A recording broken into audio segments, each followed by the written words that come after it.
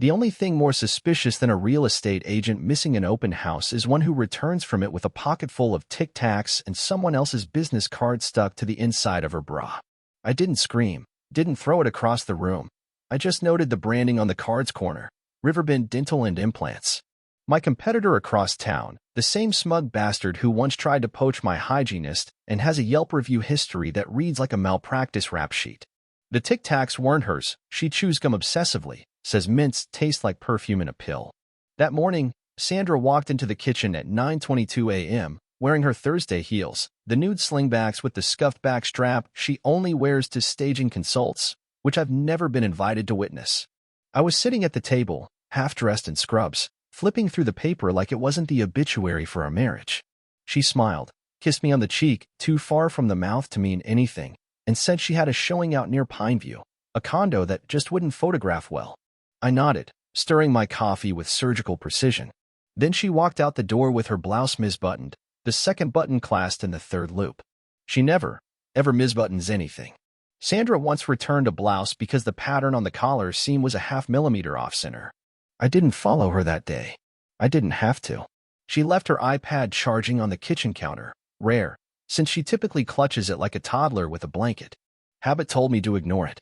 Instinct told me to tap the screen. What opened wasn't her browser or her schedule. It was the email app, still open from her last message. I'll wear the white shirt you like. Don't forget to bring the chair bib. I want to feel like you're patient again. Sent 6:04 a.m. that morning to a recipient listed only as D. She doesn't call me D.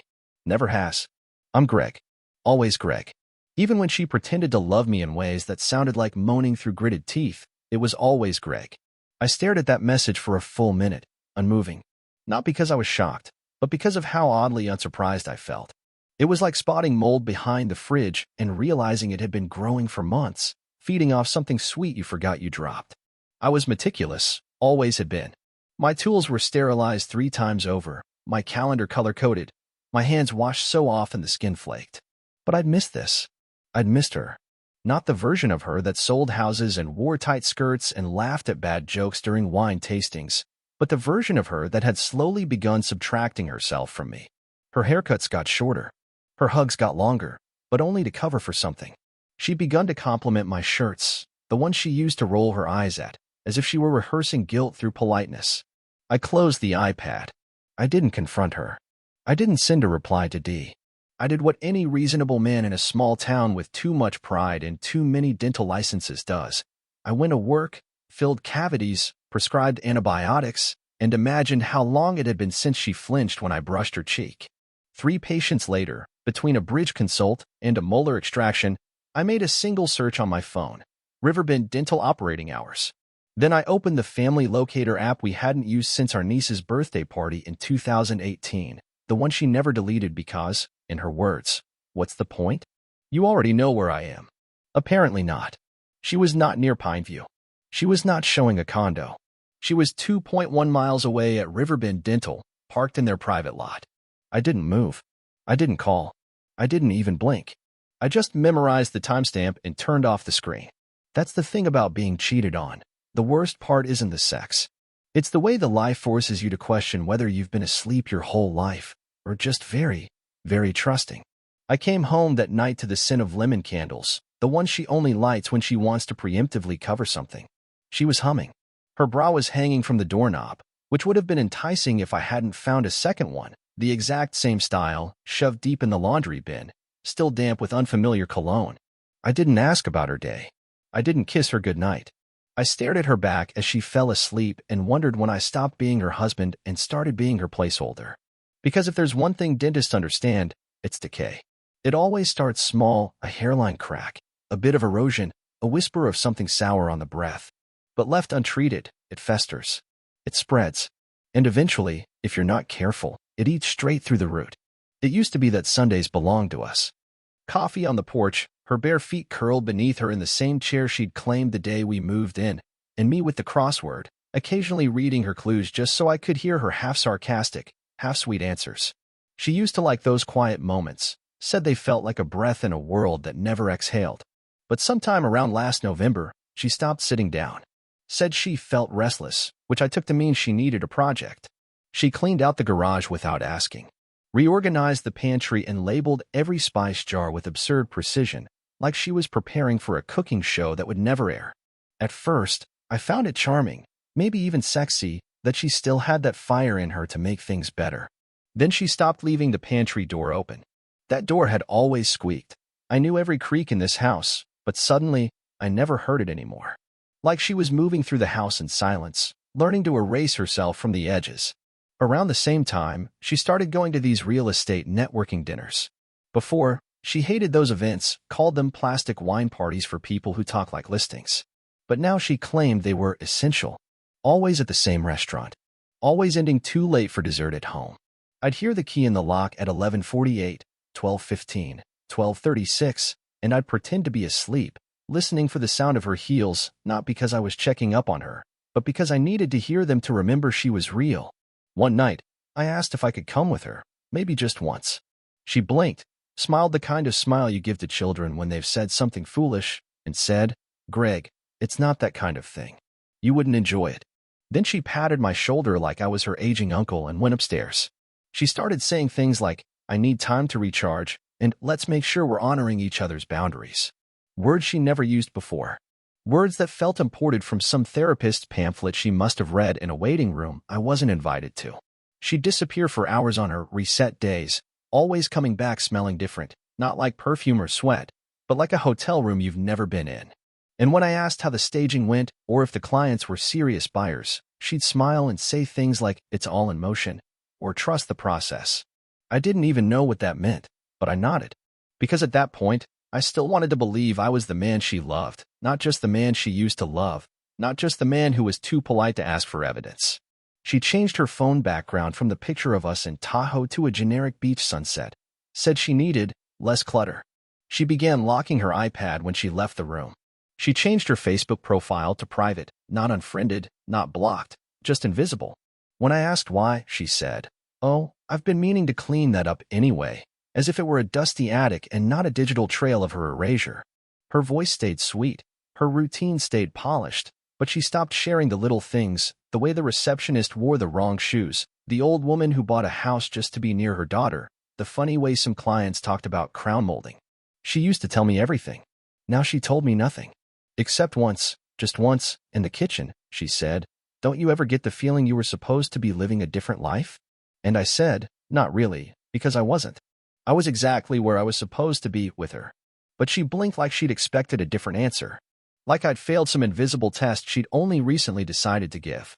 She bought a new dress, sleek, white, angular in a way she used to say didn't flatter her, and left the tag on for 3 days before wearing it out without telling me where. When she came back, she tossed the dry cleaning bag in the closet like it was radioactive. I peeked when she left again and found a receipt from a boutique I'd never heard of, tucked between 2 hangers like a forgotten confession. 1 week later, she mentioned she was thinking of taking a short solo trip to reconnect with herself. I said nothing, because what could I say? I was already disappearing from her life in pieces, a hobby she no longer needed, a sound she no longer missed, a man who still made her coffee in the morning only to find it untouched an hour later.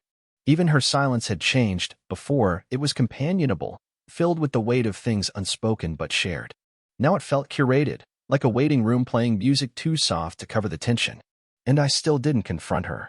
Because part of me thought maybe this was just a phase, a fog she'd emerge from. Maybe she'd turn to me one night, tears in her eyes, and say, "I almost lost myself, but you were my anchor." But every day that passed, I felt less like an anchor and more like a paperweight on a desk that no longer had room for my name. It happened on a Tuesday afternoon, the kind of day that passes without consequence, bland sky, light drizzle, the scent of coffee lingering longer than necessary in the break room, and I remember it not for any drama, but for the stillness that followed. I was running late for lunch, which I never do, and I only stopped at home because I'd forgotten the USB drive with Mrs. Halpern's X-rays on it. I wasn't supposed to be there. Sandra didn't know I was coming. The garage was empty, her car gone. Nothing unusual, but her iPad was still on the charger in the kitchen, plugged in, face down. That was unusual. She never left without it anymore. Claimed it held her entire life. Client addresses, listing details, her calendar, her emotional support notes, whatever that meant. Something in me, something quiet but ancient, told me to turn it over. I didn't hesitate. I didn't feel like a man crossing a line. I felt like a surgeon making an incision. The screen lit up. Unlocked. No password changed. She'd grown sloppy. Or confident. Or maybe she thought I was too dim, too trusting, too old school to dig. But she was wrong. The last open app was Messages. A name I didn't recognize. Drew. Not D. Not initials. Full name, with a profile photo of a man wearing dental loops. I tapped. The conversation unfolded like a patient skin showing rot beneath the enamel, invisible from the outside, fatal underneath. Next time, use the blue bib, she'd written. It brings out my eyes. Next time meant this wasn't the first. Then his reply, can't wait to see how quiet you get when I tilt the chair back. Same time Thursday. Her response? A heart emoji. Then, Greg's completely checked out. I could dance naked in front of him, and he'd just ask if I wanted toast. I didn't breathe. I didn't blink. I just stared, letting each word slide into my bloodstream like anesthetic, numbing, dulling, but never quite erasing the pain. She didn't just cheat. She turned me into a punchline. I scrolled back months. March. February. January. The messages were spaced like appointments. Every Thursday. Midday.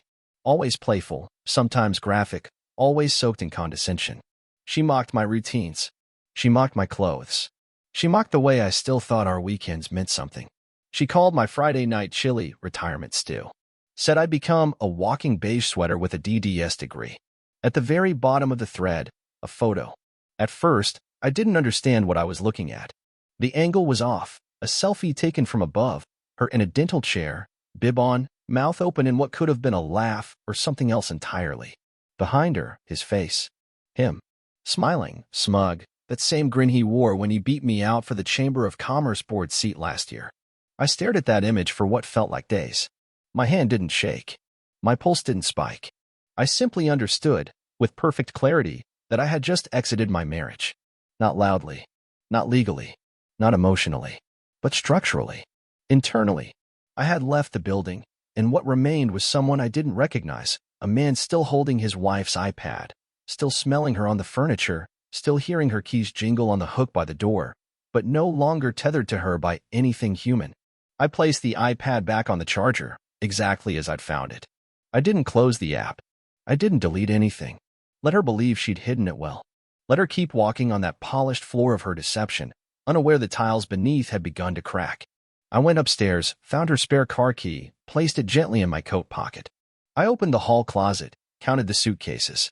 All still there. Good. Nothing spontaneous planned. I walked through the house like it was already a memory. I saw every object for what it truly was, not our life, but my evidence. A wine glass with lipstick that didn't match what she wore to dinner. A scarf I hadn't seen before, loosely draped over the stair rail like a leftover caress. A receipt on the counter from a boutique hotel not 10 minutes from Riverbend. Dated last Thursday. 2 glasses of Pinot, 1 shared dessert, a breakfast charge for 2. The credit card used? Mine. I almost laughed. It would have been funny if it weren't so perfectly grotesque. I pocketed the receipt. I didn't cry. I didn't scream. I just stood in the center of our kitchen, watching the digital clock tick from 2:04 to 2:05, and in that exact minute, I made a decision. She thought I was beige. She thought I was checked out. But the thing about beige is that it's neutral. It blends in, absorbs, observes. And when the storm comes, beige doesn't panic. It endures. I was done doubting. Done hoping. I had crossed into something else entirely. A colder place. A place where plans are made in silence, and revenge is not screamed. It is whispered through actions so quiet they echo. The thing about being underestimated is that it gives you complete freedom to operate, like a ghost walking through a house you used to own.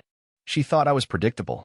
She thought I would look the other way, maybe drink a little more, maybe cry in the shower and chalk it up to midlife impotence or some quiet existential unraveling.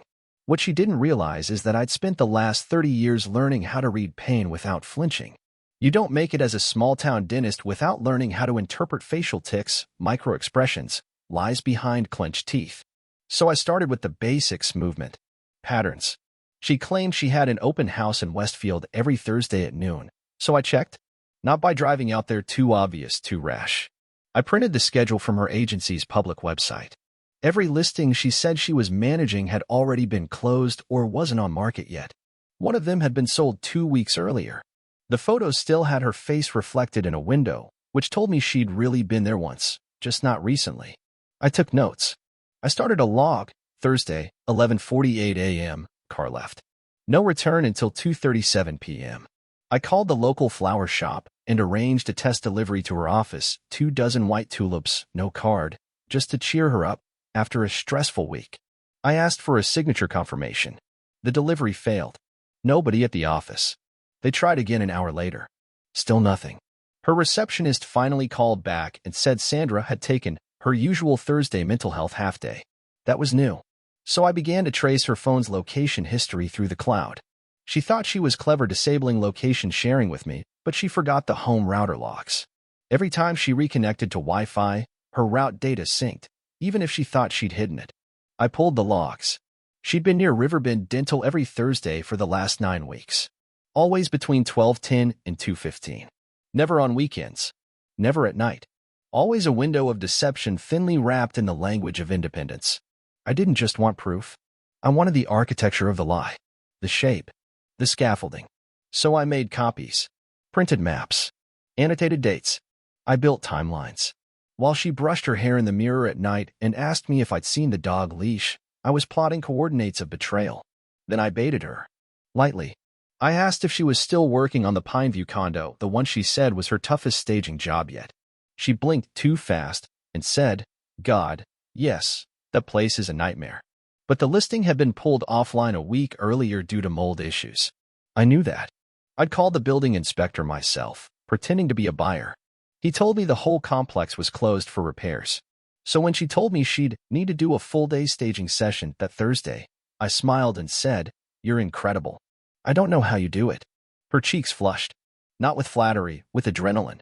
She just realized she had to create a lie inside a lie. I watched her pick at her fingernail, a nervous habit she thought I'd never noticed. I filed that away. I never followed her directly. Too risky. Instead, I followed her best friend, Lisa, the one who suddenly stopped inviting us to couples trivia night. Lisa had a habit of tagging her location on social media without realizing her posts were public for 10 minutes before going private. I set up an alert bot, just a script that pinged me every time her account changed. On a Thursday at 12:44 p.m., she tagged herself at Latte and Laughs, a cafe across from Riverbend. The caption read, Midday Espresso and Overheard Secrets. In the blurred background of the image was a figure in white, Sandra's coat, the one she claimed was too dressy for casual stuff. 10 minutes later, the photo was gone. I'd already saved it. Then came the bank records. I opened the joint account. She hadn't thought I checked it anymore, probably assumed I'd stopped paying attention once my direct deposit shifted into the investment fund. But I saw them. Small charges. Weekly. Always Thursdays. La Vida Parking Garage, $8.50. Riverbend Cafe, $12.75. Bloomco Fragrance, $38.99. None of it matched her alibis. I began storing the receipts in a manila folder marked insurance. That way, if she found it, it would just look like boring paperwork. But she didn't find it, because I'd already stopped trusting her eyes. And still, I said nothing. No confrontations. No accusations. Every Thursday, she kissed me goodbye with lips I no longer considered hers. I'd smile, offer to make her lunch, then watch her pretend to feel guilty for declining. She thought I was distracted. She thought I was aging into forgetfulness. But I wasn't forgetting. I was absorbing, watching, counting. The betrayal wasn't just physical. It was structural. She had remodeled our life into a stage set where I played the fool, the doting husband with no lines and no agency. What she didn't realize is that I had stopped being the audience. I was now the director. The set was hers, but the lighting? That belonged to me. And soon enough, I would flip the switch. It happened during a charity auction gala at the country club, the same place where we'd toasted our 10th anniversary, where she once held my hand under the table like we were still dating, and where, on this particular night, she wore a red dress I hadn't seen before, too fitted, too loud for her usual palette. I'd watched her for 20 minutes from across the room before I made my move, watched her glide between guests, her laughter half a pitch higher than usual, her eyes scanning for someone who hadn't arrived yet or maybe already had. I was standing near the silent auction display when she finally noticed me, and her smile cracked for a moment, just long enough for me to register it as fear. I walked up with 2 champagne flutes, handed her one, and said, to the queen of open houses. She laughed, a little too quickly, and said, "You're sweet for coming tonight. I didn't think you'd make it." I smiled and said, "Oh, I've been looking forward to it." 10 minutes later, as the slideshow began in the dining hall, I slipped the maitre d' a folded USB drive. He plugged it into the AV system just before dessert.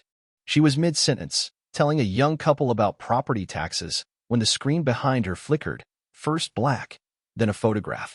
A candid shot, her in a dental chair, bib clipped, grinning with someone else's latex-gloved hand brushing her cheek. Then another, her kissing him in a car, her blouse unbuttoned just enough to make it unmistakable. Gasps rippled. Some heads turned. Others pretended not to see. I watched her face drain from composed warmth to sheet-white horror. She turned to me slowly and said, "Greg, what the hell is this?" I sipped my champagne and said, "It's the slideshow. You're the star." She grabbed my arm hard and hissed, "Take it down." I didn't move, didn't blink, just tilted my head and whispered, "You said I was checked out. Consider me logged in."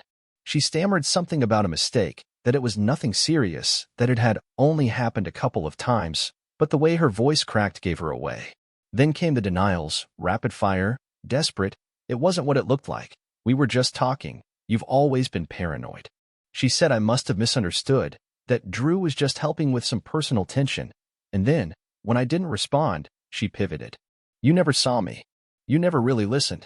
I've felt alone in this marriage for years, Greg." Still, I said nothing.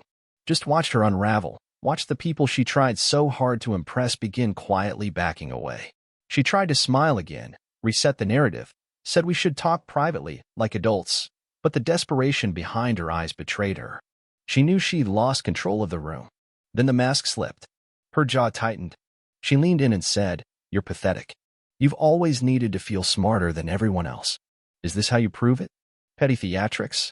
And that's when I leaned in closer, close enough for only her to hear, and said, "You mistook kindness for weakness. That was your first error.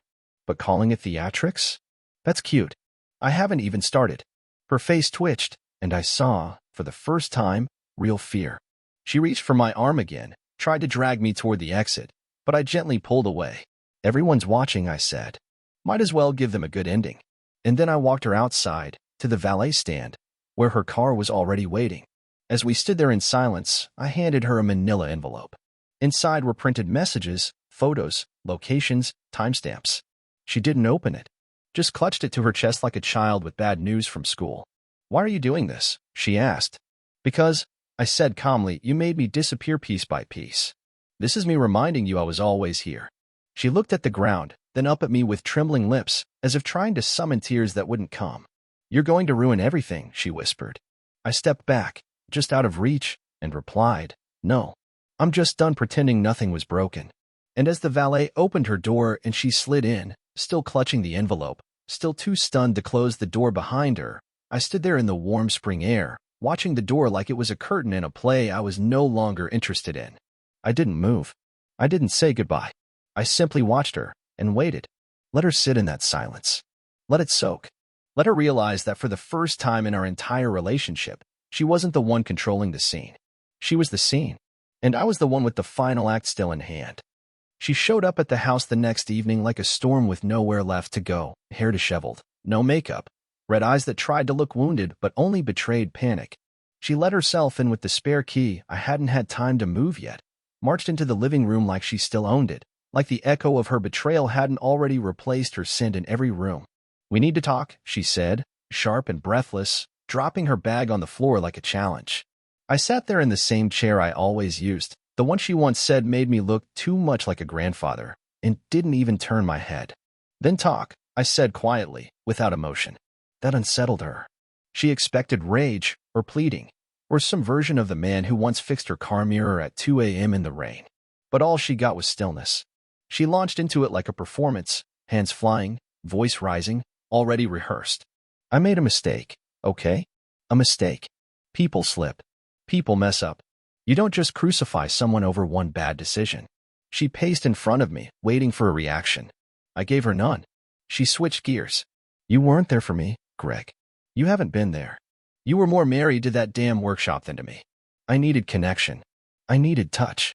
Do you even remember the last time you held me just to hold me?" I looked at her and said, You were holding someone else. She flinched like I'd struck her, then hissed, "Oh, please. Like you were any better. You checked out years ago. You stopped seeing me." I nodded slowly, the kind of nod that says more than any lecture could. I saw enough. Her voice cracked, a mix of rage and desperation now, trying to find footing in a crumbling narrative. "You don't understand what it's like to be desired again. To feel alive again.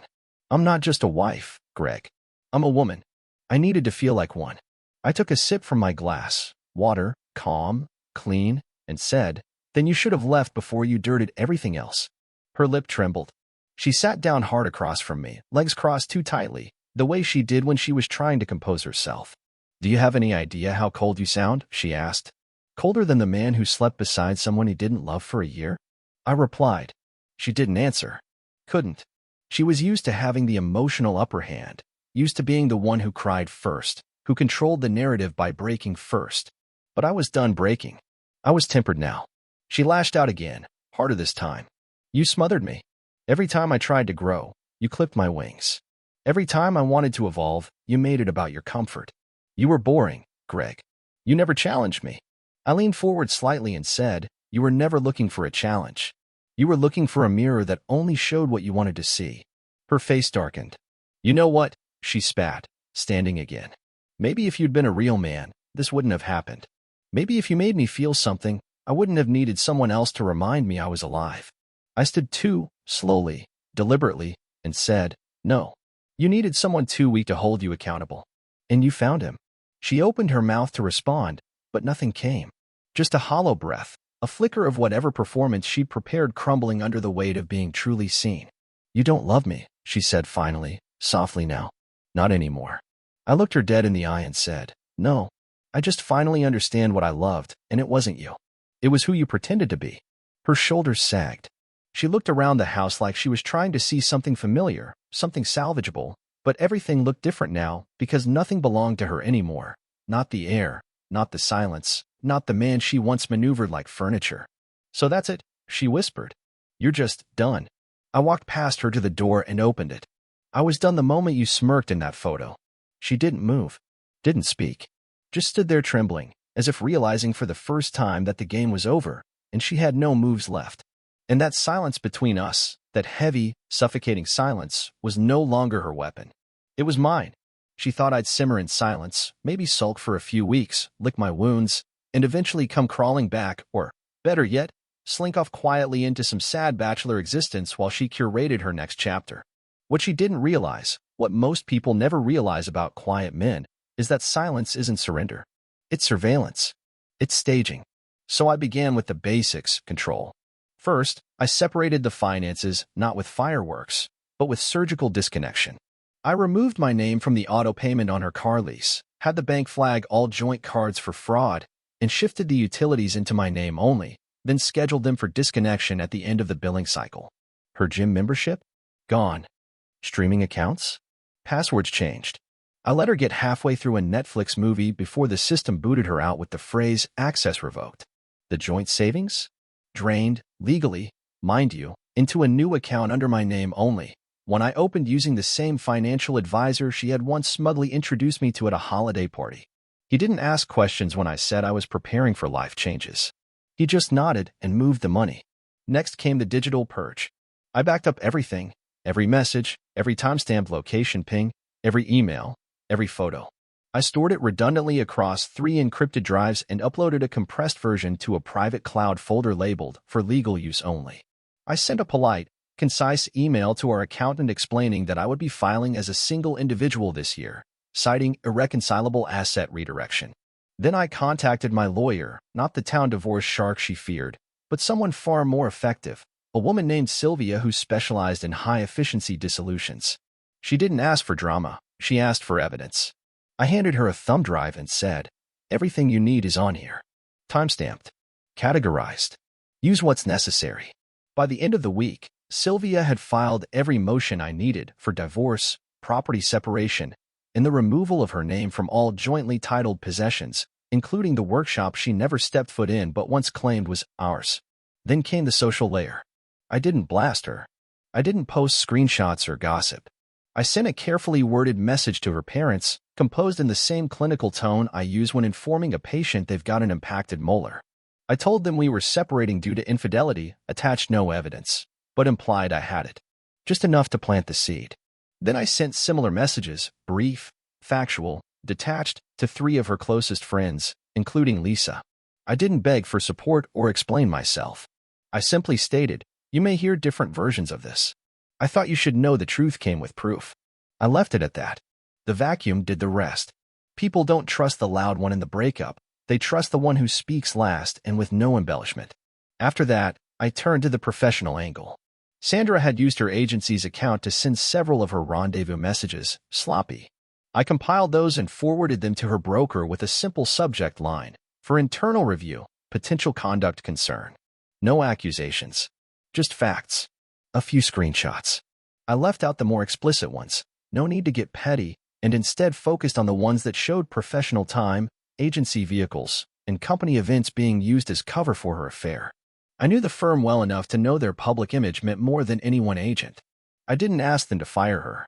I just made it impossible for them not to consider it. The final move was personal. Quietly, without ceremony, I boxed her remaining things. Clothes. Books. Little tokens she'd left like landmines around the house, a scarf on the banister, a half-used perfume bottle in the upstairs bathroom, her favorite coffee mug that said, "Real Estate Royalty." I packed it all with care, labeled it, and had it delivered by courier to the address she'd been visiting on Thursdays, not her office, not her friend's house, but Drew's dental clinic. No note. No warning. Just a manila envelope taped to the top labeled, "Return to sender, ownership transferred." She'd see it there, on the front desk, in front of him, and realize that the walls she thought she'd built in secret had been torn down and rebuilt around her, with exits removed. And the beauty of it was, she didn't even know it had happened. Not yet. She thought she had time. She thought the silence was me processing, recovering, maybe mourning. What she didn't understand is that by the time she worked up the courage to fight, she'd be standing in the ashes of her own illusion, barefoot, without leverage, without backup. I wasn't just cutting ties. I was pulling the net tight, thread by thread, while she danced in the center, thinking the spotlight was still hers. The gallery opening was her idea, or so she thought. A fundraiser for a local art nonprofit. Black tie, plenty of photographers, the kind of event she lived for because it let her play both cultured and connected.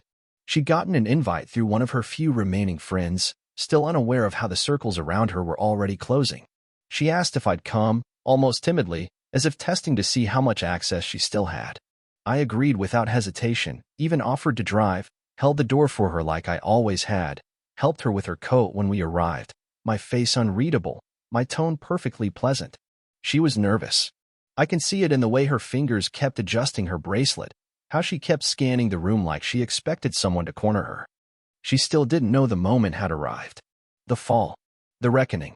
She tried to act natural, laughing a little too loudly, sipping wine too fast, making small talk with people who'd already seen the messages, the photos, the carefully curated evidence I had delivered over the last 2 weeks, not in a flood, but in precise drops, like slow poison. Her broker had been the first to receive the packet, followed by the regional agency board, then the HR department at Drew's clinic. Her family got theirs in the mail, certified, undeniable. By now, nearly everyone in that room knew. They didn't speak to her differently, not at first, but they watched her differently. Slight hesitations before making eye contact. Smiles that didn't quite reach the eyes. Conversations that shifted as she approached. She felt it. The air had changed. And she was still clinging to the performance, trying to will it all back into shape. She spotted her best friend Lisa and lit up with relief, but Lisa turned mid-step and walked away without a word, without even a glance in my direction. That was when Sandra's smile twitched for the first time. Just a flicker. A crack. She turned to me, blinking too fast, trying to reset, and asked, "Is something weird tonight?" I shrugged. "Maybe it's just a different crowd," I said softly. She nodded too quickly. "Right. Yeah." She was unraveling. Not dramatically. Quietly. Her confidence, the practiced charm, the carefully constructed poise, all of it was bleeding out slowly. She reached for her wine again, but her hand trembled. I watched her from a few feet away as she tried to insert herself into conversations, laughed too loudly at one table, offered too much detail at another, and at one point, accidentally knocked over a small sculpture on display. People helped her, politely, distantly, and then returned to their conversations with each other. Not with her. I saw it in her eyes. She finally understood. This wasn't paranoia. This wasn't bad luck. This was isolation. Orchestrated. Complete. And just when she looked like she might slip away to the bathroom to cry in private, Drew arrived. Alone. He walked in through the side door, scanned the room, saw her, and stopped. His face changed. He was tense, visibly uncomfortable. She rushed to him like a woman drowning, whispering something urgent, desperate, hands clutching his sleeve. He shook his head. Whatever she was saying, he wasn't having it. And then, for the room to hear, not loud but sharp, he said, "You didn't tell me he knew." Then he stepped back from her like she was radioactive. She reached for him again, but he was already moving away. Gone. Her mouth opened, but no sound came. She turned in a circle, looking for an escape, finding none. Her mask had fully cracked now. A few people turned away politely. A few didn't. Her voice finally came out in a strangled whisper as she called my name across the room. I turned slowly, hands in my pockets, nothing but calm behind my eyes. "Greg," she said again, shakier this time. "Please." She tried to smile, to salvage something, but her lip quivered and her eyes darted to the growing silence around her. This isn't fair. You don't understand." Still, I said nothing. I stood my ground, unmoved. Her breath came in shorter gasps now. "I loved you," she said, the words sounding more like an accusation than a confession. "You ignored me for years. You made me feel invisible." I tilted my head just slightly and met her gaze with a calm that chilled the space between us. "And now you finally know how that feels," I said. Her knees wobbled. She looked around again, but no one was reaching for her. No one was coming to rescue her from this spotlight. "Greg, please," she said again, voice cracking. "Can we just talk? Alone?" I took a step forward, not to comfort her, but to ensure she understood this moment wasn't ending on her terms. I leaned in, just enough for her to feel my breath near her ear, and whispered, "You performed for everyone. Now let them watch the finale." Then I stepped back and stood there, watching. As her tears finally fell, not with rage or manipulation, but with the horrifying awareness that she had truly lost, not just me, but the story she had built around us. And worse, she knew I wasn't angry. I was finished. That was the part she couldn't survive. It happened 2 days after the gallery collapse, at her parents' house, of all places, a gathering she claimed was about clearing the air, though by the time I arrived, half the air had already turned poisonous. Her mother opened the door like she'd aged 10 years in a week, and her father stood behind her with that same tight-jawed look he used to reserve for politics and plumbing disasters. The living room was full, her younger brother, 2 of her co-workers, and Lisa, yes, Lisa, who hadn't spoken to her since the fallout but showed up with a front-row seat to the implosion. Even Drew was there, cornered in the kitchen by one of her cousins, looking like a man who had mistaken a funeral for a networking brunch. Sandra stood in the center of it all, red-eyed and trembling, but trying desperately to fake poise. "Greg," she said, like this was some intervention where she still had a voice. "Thank you for coming. We just want to talk." I scanned the room slowly, making sure every witness was in place, then nodded once and said, "Then let's talk." She tried to start with a sob story, how she'd felt suffocated, how she lost herself, how marriage had boxed her in, how she'd been going through something. Her voice cracked in rehearsed places. Her eyes bounced from one familiar face to another, looking for sympathy, but she found none. When she said, "You pushed me away," I laughed, one short, sharp breath, and the room froze. "Pushed you away?" I said, stepping into the center. "You climbed into another man's chair and called it therapy." A gasp rippled. Her brother looked away. Lisa's mouth curled. Sandra stepped forward, her face now flushed with shame and heat. "I made a mistake," she snapped, louder now, trying to seize control. "But at least I didn't spend 10 years being emotionally dead. At least I didn't treat my marriage like a waiting room." I turned to her father and said, "Is that what she told you? That I neglected her? Ask her about the hotel receipts. The Thursday rendezvous. The message about how I wouldn't notice if she danced naked in front of me." Her father looked at her. Hard. She broke, just for a second, then launched into full defensive hysteria. "It wasn't just sex," she screamed. "It was connection. It was being seen for once in my life instead of being measured like a dental chart." Drew stood up, hands half raised, clearly wanting no part of the wreckage. I should go, he muttered, and she turned on him like a cornered animal. You said you loved me, she yelled. You told me I meant something. He backed up fast. Not here, he said. Not in front of your husband. And just like that, he was out the door. She turned back to me, now wild-eyed and shaking. You think you're better than me? She hissed. You think this makes you some noble victim? You're a coward, Greg. You could have fixed this. You could have fought for me. I stepped forward, my voice rising. Not yelling, but cutting. I did fight. Every damn day. I fought to believe in you when you lied. I fought to give you space when you used it to cheat. I fought for a future you sold for compliments and ego. And you threw it away for a man who couldn't even face a room full of strangers. The air went still. Her mother started crying quietly. Her brother whispered something to his wife. Sandra looked around, desperate now, begging for rescue.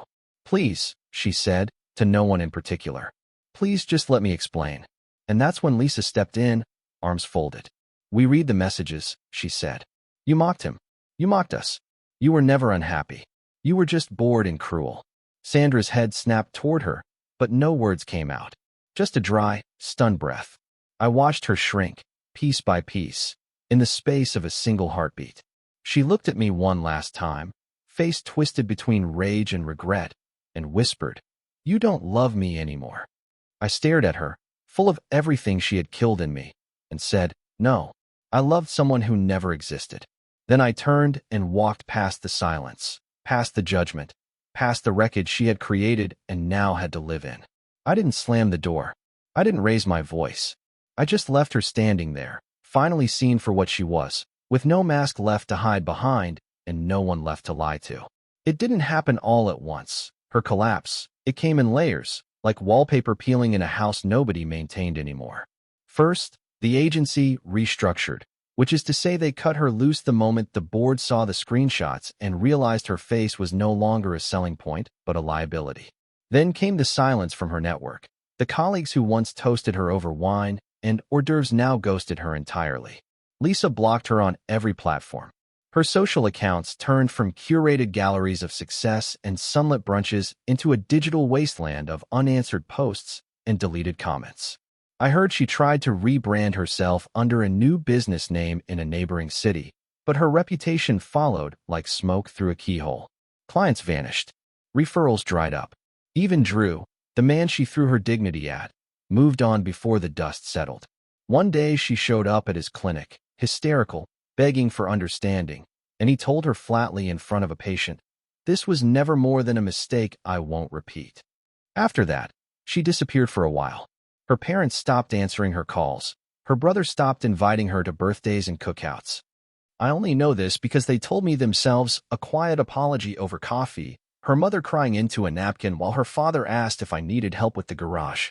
Then, 3 months after everything burned down, she came to my door. I saw her through the peephole first, unwashed hair, puffy eyes, wearing a coat she once deemed cheap-looking when I bought it for her during better days. I opened the door just enough to make her flinch. "I shouldn't be here," she said, voice trembling, hand shaking as if grief could still be disguised as vulnerability. But I had to say it. I ruined everything. I know that. I see it now. I see what I was. I don't expect forgiveness, Greg. I just want you to know I'd give anything to go back. I didn't answer. I didn't nod. I let her speak. "I loved you," she said, her voice barely audible. "I still love you. I wake up every morning thinking I'll see your face. But it's just mine now, and I hate it." I leaned against the doorframe, looked her over slowly, and said, "Funny. I wake up thinking about peace. And I like it." She broke then fully, visibly, a sob slipping out like something she hadn't rehearsed. "Please," she whispered, "if there's any version of me you ever loved, just don't let me fade like this." I stared at her a moment longer, then said, "That version died the day you started practicing your smile in someone else's mirror." Then I closed the door. Didn't slam it. Just shut it with the weight of finality. She stood there for a minute, maybe two, then walked away. And I never saw her again. Not in real life. Only in glances, like her name scratched off a mailbox downtown, or a whispered rumor passed in the aisle at the grocery store. She lives 2 towns over now, last I heard. Working front desk at a self-storage unit, using her maiden name, not because she reclaimed it, but because the old one no longer opens doors. And as for me, I sleep. I breathe. I live in the quiet she used to complain about. And it's beautiful. If she ever sends another message, I won't read it. I won't need to. Because I've already said the only line that ever mattered, the one she'll hear every time she closes her eyes. You traded a kingdom for a compliment. And now all you have left is the echo. Thanks for listening to my story. I'm curious, where are you from? And did you enjoy the ride?